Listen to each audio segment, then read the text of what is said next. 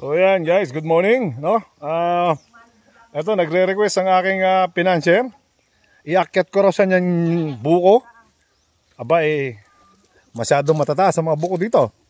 Ayun, itong gagawin ko ngayon, ito yung isa sa mga proseso kung paano kami nagkukopra dito, no? Papakita ko lang sa inyo na isa sa mga proseso ng pag-ano dito ay yung pagkawit. Ayan, video here ako. Ayan. Ayan.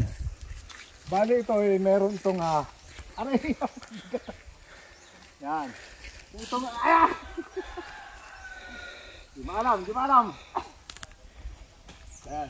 Isasabit muna natin at napapagod na ako. Ngayon, ito i-focus mo doon sa may taas. Dito depende yan sa kung ano yung mga naunang yumuko. Ito tigas na yan. Ang mura dito ay itong pangatlo. Ito na baga? Ito. Ito nasa ibabaw na ito. Focus mo ito. Yan. Ito ang mura. Hindi. Sala. Dito pala sa kabila.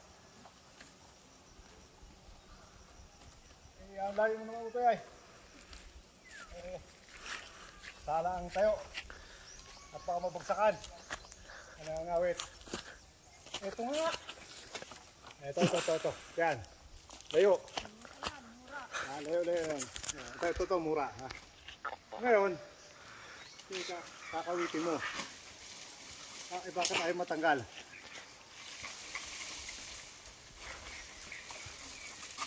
Iti. Close, ha? Oo. Naubos na ang oras natin. Ay sala. Talas na nga ito Karet. Ano ba? Yun. Mura nga. Magaling ko Yun, ganun yun guys. Pero dito, ang pinipili dyan yung mga tigas. Mga pwede ng lukarin. Ang tawag dito yung lukad.